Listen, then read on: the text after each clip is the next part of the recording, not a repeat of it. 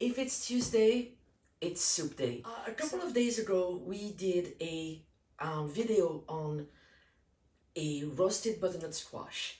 And at that point, I talked about using the leftovers to make soup. Of course, Jen behind the camera looked at me with big eyes and she told me, where is the soup? And when Jen looks at me with puppy eyes, I cannot say no. And we're doing soup. So we're going to do a European style butternut squash soup, which is a little bit different than what you're used to, because in Europe we do not use sugar or nutmeg or cinnamon in our soup. We do not add apples. It's very straightforward. It takes 15 minutes to make and it is delicious. Let's do this. For 2 pounds of butternut squash, you will need 4 cups of chicken stock. I'm using half a cup of sour cream. You can use heavy cream if you prefer, or creme fraiche. 1 teaspoon of salt, 1 teaspoon of black pepper, and 1 tablespoon of butter. I like to finish my soup by using this little gem, which is pumpkin seed oil. You can find that online. It makes the soup. Believe me, it is absolutely incredible. It is very smoky. It is, it really imparts a flavor that is really wonderful. So it is very straightforward, very simple. In your pot, you're going to add the butternut squash that's diced or in pieces. Try to make it as even as possible, so this way you have a consistent cook to it. On it, you're going to add your 4 cups of chicken stock.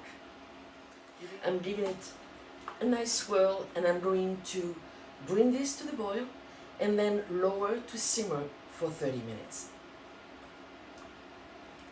Since the soup is very quick and very simple to make, we're going to elevate it a little bit.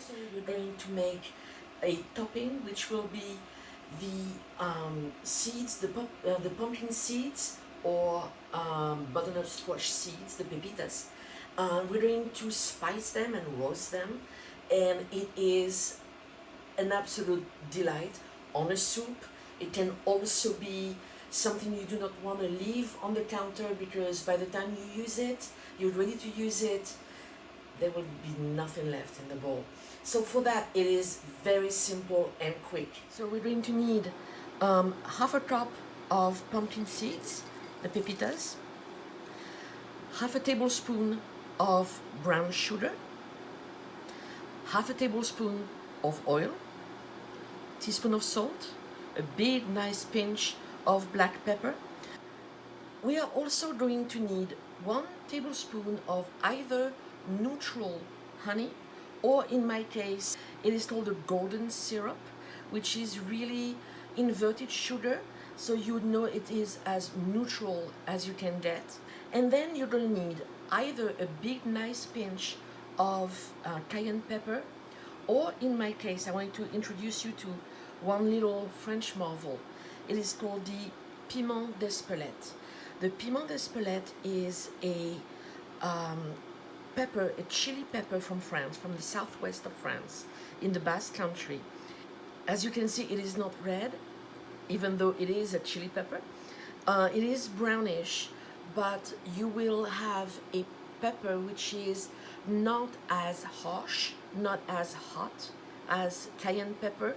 It has a very smoky undertone, and it is absolutely wonderful. Once you try this, you're going to put that everywhere, and it is, I'm happy to say, now available here online, and I cannot live without it. So in a bowl, all you need to do is pour your pepitas, the sugar, salt, pepper. That's high level cooking, I'm telling you. I'm gonna use the tablespoon of golden syrup or neutral honey. You now take a lined baking sheet. You're going to add your half tablespoon of oil, and I usually do it when my hand is oiled, so it is easier, it's not as sticky. I'm going to mix my pepitas, add a nice pinch of espelette. Oops, don't go away. And all you have to do is spread it. It is sticky. And you're going to put it for about 7-8 minutes at 350 convection if you can. Just be careful, keep an eye on it. It burns very quickly. 30 seconds will make a difference. So it's been 30 minutes and the soup is done. So I let it cool for about 5 minutes. And I'm just going to transfer the squash into the blender. Now, if you prefer, you can very well use a plunging mixer. So whatever is more convenient for you. I try not to put all the liquid right away because this way, if the mixture is liquid enough, you do not need to add. And I prefer adjusting the thickness of the soup afterwards by adding the stock. So I'm going to blend it well again. I'm now going to transfer my soup back into my pan, which I wiped clean.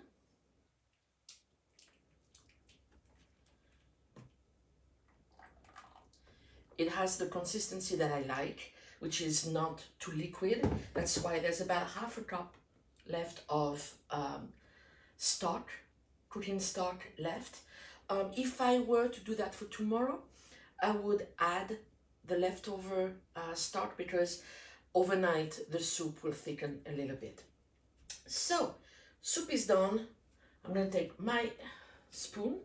I'm going to add my pepper, my salt. I'm going to mix this. Now I'm going to add the sour cream. I'm going to mix that well. And I'm going to warm up the soup, but on a very low heat, because of course now that there is cream in the soup, you do not want it to boil. And I'm going to add at the end the butter.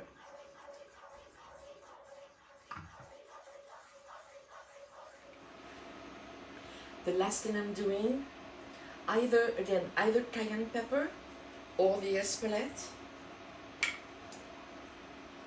a nice pinch of it. I'm using maybe half a teaspoon.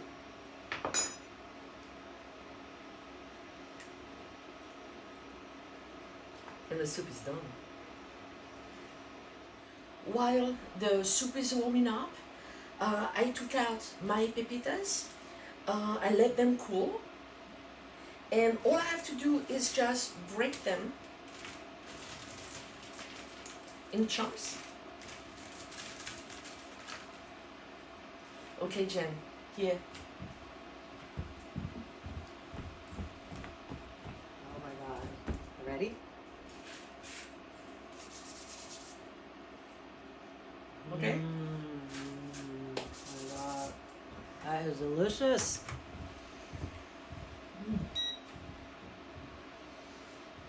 Okay, so let's try this and adjust the seasoning. And a little bit more heat. But other than that, we are in business.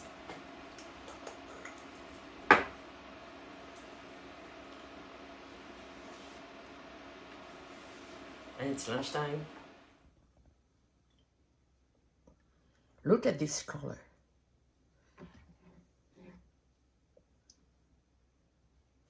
Now, my secret weapon, the pumpkin seed oil. I'm going to put a little bit in a spoon.